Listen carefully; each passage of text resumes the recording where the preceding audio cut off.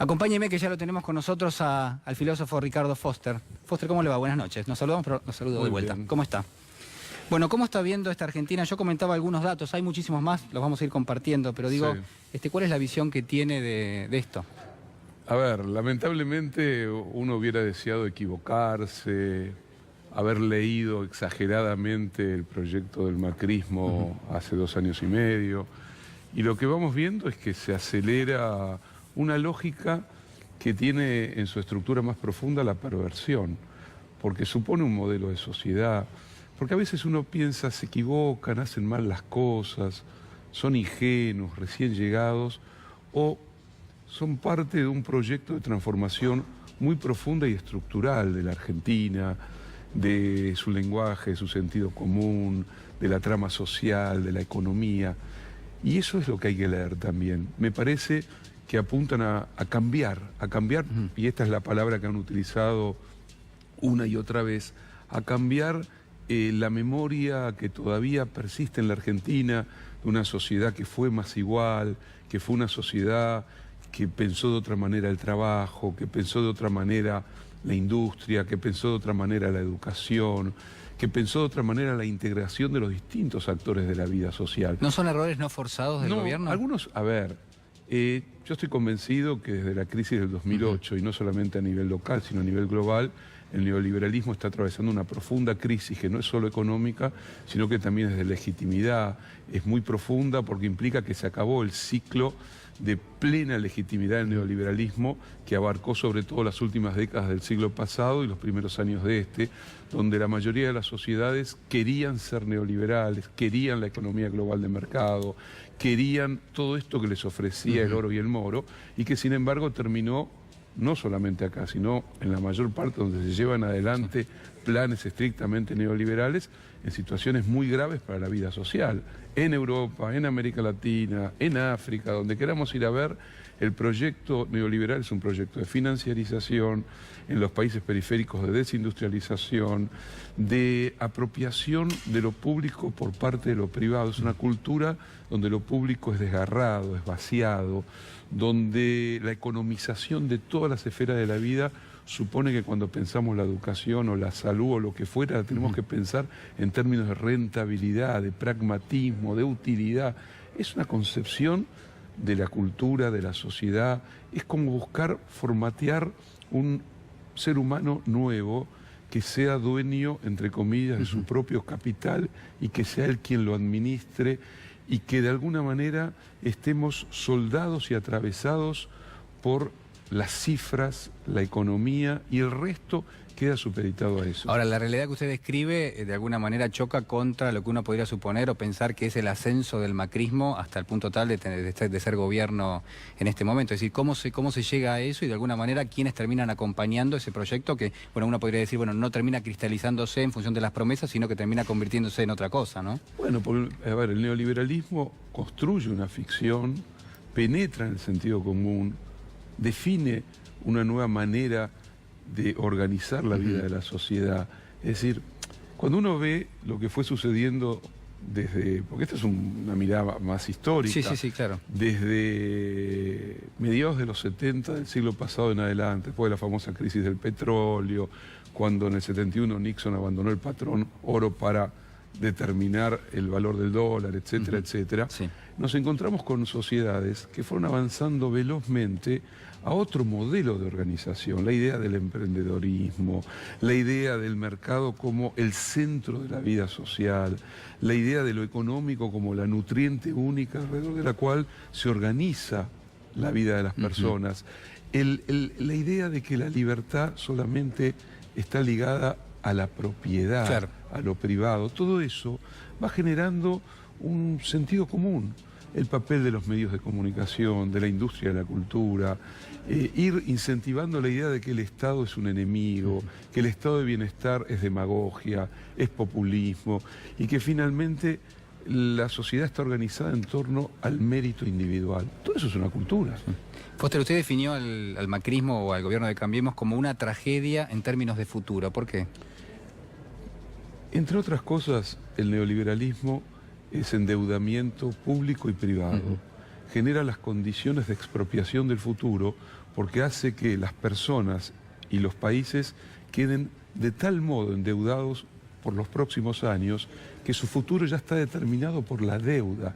Y la deuda no es simplemente un problema económico, la deuda es un problema social, es un problema psicológico, es un problema anímico.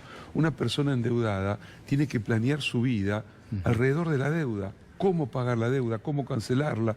Y si a eso se le agrega que la vida se vuelve más difícil, más precaria, que el trabajo se flexibiliza, que las condiciones y las oportunidades se van cerrando, el endeudamiento, así como a un país lo limita para la decisión de su propia soberanía, a una persona también la hace más conservadora, más miedosa, tiene miedo a perder lo que tiene y al mismo tiempo está endeudado de cara al futuro. Entonces es como si dijéramos el macrismo, que es la cara del neoliberalismo en la Argentina, ha resuelto que la sociedad viva en un presente continuo que ya se devoró el futuro. No les importa el pasado, son ignorantes en relación al pasado, lo hemos visto a través de múltiples ejemplos, pero básicamente es la captura del tiempo que vive la persona y ese tiempo es convertido en tiempo económico, en deuda, y la deuda genera la culpa.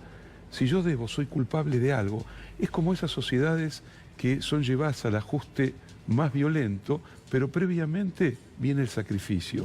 Yo me tengo que sacrificar en aras del país, del ajuste, porque soy culpable de haber pagado tarifas bajas, de haber tirado manteca al techo, vaya a saber qué. Soy culpable. No es culpable un sistema perverso, no es culpable un sistema que depreda a las sociedades, genera fugas gigantescas de dinero, paraísos fiscales, economías en negro.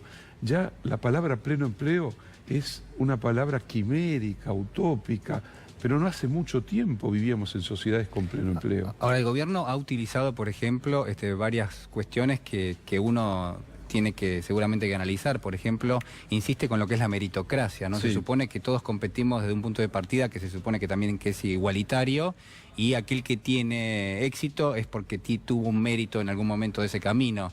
Hoy veíamos a un chiquito, una fotografía que después suprimió o levantó de las redes sociales el propio ministerio, pero un chiquito que atravesaba un campo helado para llegar a un colegio en Misiones. Y uno lo que de alguna manera puede pensar ahí es, ese chiquito quizás no tiene las mismas oportunidades que tiene alguien que estudia en la ciudad de Buenos Aires o alguien que estudia en un colegio privado, por ejemplo. A ver, en sociedades profundamente desiguales, la igualdad de oportunidades es una mentira. Es un viejo proyecto ilusorio, en el mejor de los casos vamos a plantearlo utópico del liberalismo clásico, que creyó que el mercado regulándose a sí mismo y la sociedad mejorando en sus tramas educativas iba a ir generando individuos capaces de hacer un uso de su libertad, de su capacidad, de su contracción al trabajo, y que esa libertad y esa igualdad de oportunidades iba a mejorar la vida de las sociedades. En la inmensa mayoría de los casos lo que vemos es que el capitalismo contemporáneo ha generado una concentración de la riqueza como nunca ha existido antes en la historia, que las sociedades incluso más ricas y del llamado primer mundo, el 1%, por ejemplo, de los ricos norteamericanos son dueños de casi la mitad de la riqueza que se genera en ese país, que el nivel de expansión de la precarización del trabajo, de la flexibilización, de la fragilidad de la vida, de la caída exponencial de los salarios desde hace 40 años, que en el planeta los salarios van a la baja, pero con la quimera de una sociedad de multiconsumo. Entonces me parece que esa idea de igualdad de oportunidades es una idea, primero, que cuando el Estado no se ocupa de defender a los más débiles, sino que se convierte en algo así como la herramienta para los poderosos. Sí. Porque, ojo, el neoliberalismo no destruye al Estado, se lo apropia en función de sus propios intereses. ¿Pero este es un gobierno tradicional en esos términos? ¿O es un gobierno que se ha remozado para llegar al poder, que ha cambiado las simbologías, que tiene otra estética, digamos? Sí. A ver, hay una discusión sobre si vieja y nueva derecha, ¿no? Obviamente que la derecha tiene una característica que es hereditaria y que tiene que ver con asentar sociedades desiguales, concentración de la riqueza, el uso de la fuerza si lo necesita, pauperizar la vida democrática, debilitarla, vaciarla, convertirla solamente en pragmática de negocios. Pero también es cierto que cuando uno pensaba a la derecha, tradicionalmente, le sonaba a troglodita, cavernaria, reaccionaria, oscurantista. El neoliberalismo ha podido absorber lo políticamente correcto, derechos civiles. Hemos visto que ha sido Macri el que ha generado las condiciones para que se tratara en el Congreso de la Nación lo que finalmente fue aprobado como media sanción en diputados, la ley de interrupción voluntaria del embarazo. Y uno diría, ¿cómo? ¿No son de derecha? Sí, sí, es una agenda progresista, se supone. Hay una derecha que ha sabido capturar, entre comillas, una agenda que en los 80 y en los 90 eran progresistas, de derechos civiles sobre todo. Ya no necesita ser una derecha oscura y dictatorial, porque ha logrado capturar parte de la democracia al transformarla en resorte de sus propias lógicas, de su propio interés, y de esa manera, como se necesitó en otros momentos de la Argentina, dictaduras durísimas, la peor de todas fue la del 76 al 83, hoy un proyecto neoliberal, y eso pasó en los 90 también, no necesita de esos mecanismos represivos dictatoriales, sino que utiliza otros mecanismos y se puede dar el lujo de aparecer como amable, consensuadora, políticamente correcta, cuando estamos viendo cotidianamente el brutalismo con el que opera, lo que significan los despidos increíbles, de una manera impúdica, perversa, de 350 trabajadores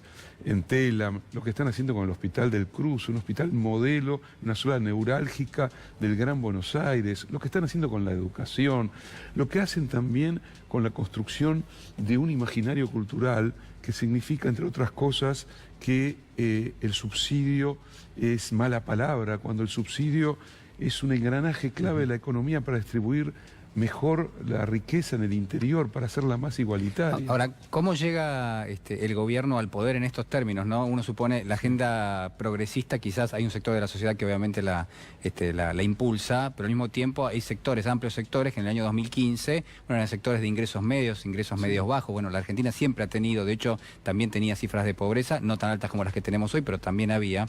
Y de alguna manera uno supone que hubo un apoyo, por ejemplo, en la provincia de Buenos Aires, para María Eugenia Vidal, en detrimento de Aníbal Fernández, que era el otro candidato. Entonces, digo, ¿qué fue lo que pasó allí? Y puntualmente, si era más fuerte los seguidores de Cambiemos o era más fuerte el antikirchnerismo después de un ciclo muy largo, sí, ¿no? Es una mezcla de cosas. Por un lado, insisto, la cultura neoliberal se instaló en la Argentina desde los años de la dictadura con Martínez de Hoz y encontró un punto clave en los años 90 con el menemismo, que implicó un cambio, insisto, de sentido común, de mentalidad, fragmentó a la sociedad, la pauperizó profundamente, cambió los barrios, cambió el concepto de ciudadanía, el concepto de ciudad incluso, que es un fenómeno mundial.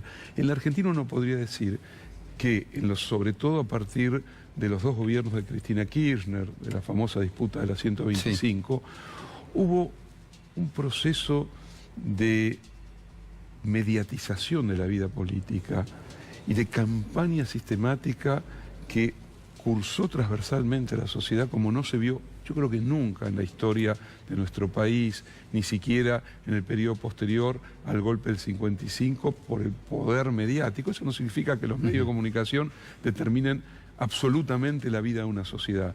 Pero si las 24 horas del día, los 7 días de la semana, hay una demonización continua en los medios audiovisuales, gráficos, no en los programas políticos o en los noticieros, sino también en el programa inimaginable de la tarde donde se está enseñando una receta de cocina y ahí se habla de la corrupción del kirchnerismo, se robaron todo, Cristina como el demonio, y eso todo el tiempo, constantemente, y al mismo tiempo hay una construcción de sentido común que, insisto, ha recorrido la historia contemporánea argentina y hace que, por ejemplo, mi libertad se juegue si puedo comprar o no comprar dólares.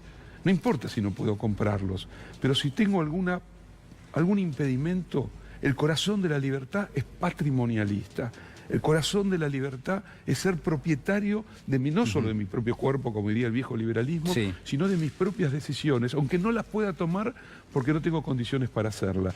Y cuando yo pienso que no es la sociedad, no es lo común, el colectivo, un proyecto, el rol del gobierno, del Estado, el que contribuye también a mi propia vida, sino que soy yo, exclusivamente, mi mérito, mi esfuerzo, mi trabajo, el único que explica si me va bien, y que cuando me va mal en general responsabilizo a otro, eso define también una práctica. Por supuesto que hay desgaste después de 2 años. Hay un desgaste, ¿no? Por supuesto, yo le iba a preguntar, ¿no? Obviamente termina el mandato de Cristina Fernández con algunas cuestiones de desequilibrios en la economía, en términos económicos, que terminan afectándolo en lo que es el votante, ¿no? Sí, pero hay una cosa interesante.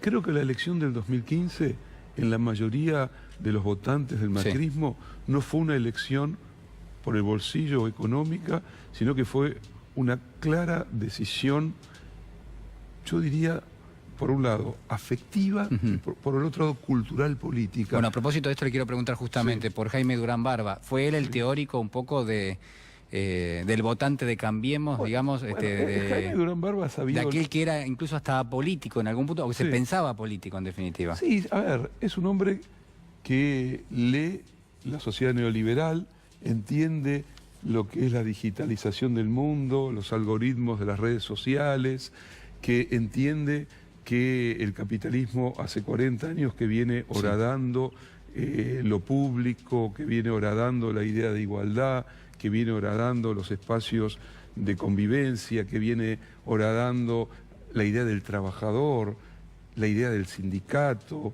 la idea de los derechos sociales. Entonces pone eso todo en juego y trabaja sobre ese sentido común, que no lo ha inventado. Durán Barba no es ningún genio, no nos confundamos. Es parte de una lógica de tecnócratas, de especialistas, que trabajan con esa confluencia de psicología, encuestas, ¿no? Se supone que trabaja con encuestas. Y que, por supuesto, aprovechó una coyuntura en la que yo creo que ni ellos estaban convencidos que se ganaban el 2015.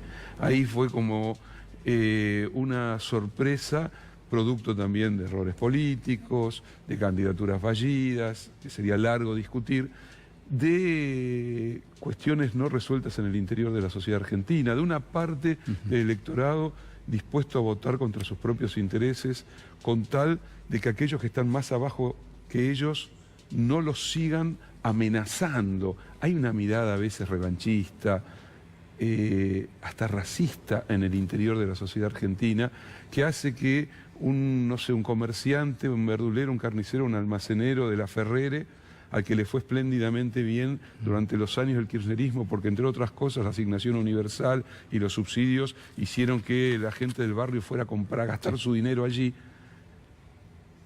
pensaba que eran choriplaneros, que había que terminar con los subsidios, que por qué pagar poco la luz, el gas y el agua, y que hoy ha tenido que cerrar su negocio después de haber votado en el 2015 al macrismo, convencido que se tenía que terminar con la patria demagógica, populista, corrupta, sin darse cuenta que lo que estaba votando era servidumbre voluntaria.